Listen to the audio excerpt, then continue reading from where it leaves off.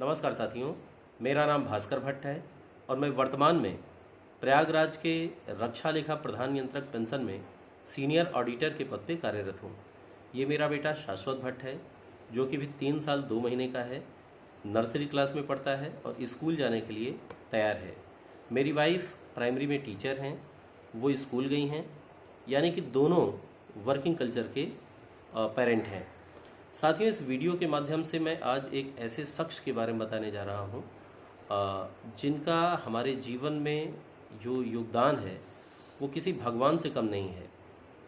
मैं बात करने जा रहा हूँ डॉक्टर नीरज मिश्रा की, जो होम्योपैथ के डॉक्टर हैं।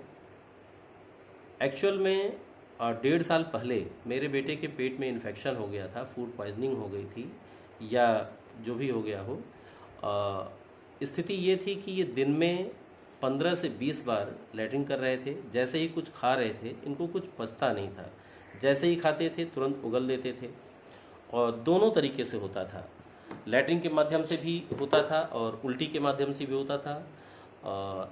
सूख करके ये लगातार जैसे होता है कांटा हो जाना, दुबले हो जा रहे थे, शरीर में कुछ लग नहीं रहा था, वेट इनका लूज होता जा रहा था। मैंने प्रयागराज के जितने भी नामी डॉक्टर हैं, चाइल्ड स्पेशलिस्ट हैं, उन सबको दिखाया था, चाहे वो लेडी डॉक्टर हों या जेंट्स डॉक्टर हों। जितने भी बाल रोग विशेषज्ञ थे प्रयागराज के नामी ग्रामी, उन सबको चेक कराया था। इवन कुछ होम्योपैथ डॉक्टर को भी चेक कराया था, लेकिन किसी से भी कोई फ़ायदा नहीं हो रहा था। सारे लोग महंगी महंगी जांच लिख रहे थे। 5,000, 6,000, 4,000, 3,000 इस तरह के जांच हो रहे थे। दवा पे दवा खिलाए जा रहे थे, लेकिन उसका जो आउटपुट होना चाहिए वो नहीं मिल पा रहा था। इसी बीच में मेरी मुलाकात डॉक्टर नीरज मिश्रा जी से हुई। नीरज मिश्रा जी गोरखपुर के रहने वाले हैं और उनसे जो मेरी मुलाकात हुई थी, मुलाकात in the sense video conference के जरिए, वीडियो कॉलिंग के जरिए बात हुई थी। मेरी दीदी के परिचित हैं, उनसे हुई। मैं अपने छोटे भाई की शादी करने गोरखपुर गया था। जब बच्चे की तबीयत वहाँ ख़राब हुई तो दीदी ने ही बताया कि एक बार उनसे बात करिए। मैंने वीडियो कॉल के जरिए उनसे बात की, सारी डिटेल उनको दिखाया।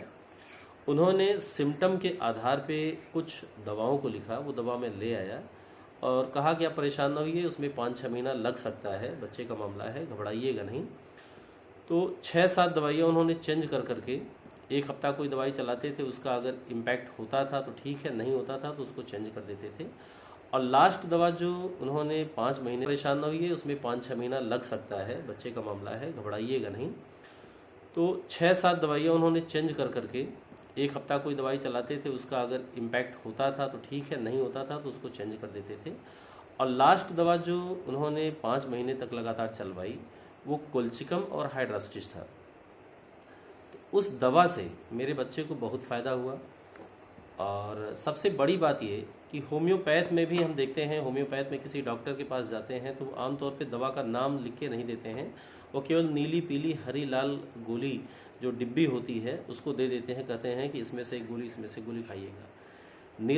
नीरज मिश्रा सर की सबसे खास बात यह है कि वो दवा का नाम बताते हैं, पूरा लिखते हैं और उसके बाद उसका इम्पैक्ट क्या हो रहा है, उसका इम्पैक्ट क्या होगा, ये सारी चीज़ें वो बता देते हैं। इससे आसानी ये रहती है कि हमें पता रहता कि हम कौन सी दवा खा रहे हैं, कौन सी हमें लेनी है। तो मैं इतना ही कहना चाहूँगा कि आज डॉक्टर नीरज मिश्रा की वजह से हमारा जीवन खुशमय है।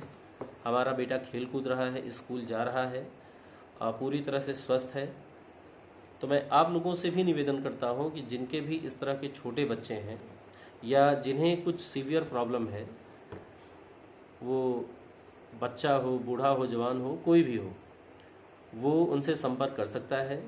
मैं भी अपने बारे में बता रहा हूँ, चूँकि कंप्यूटर पर लगातार वर्क करने की वजह से, मुझे भी लगातार पढ़ाने की वजह से, लगातार पढ़ने की वजह से मुझे भी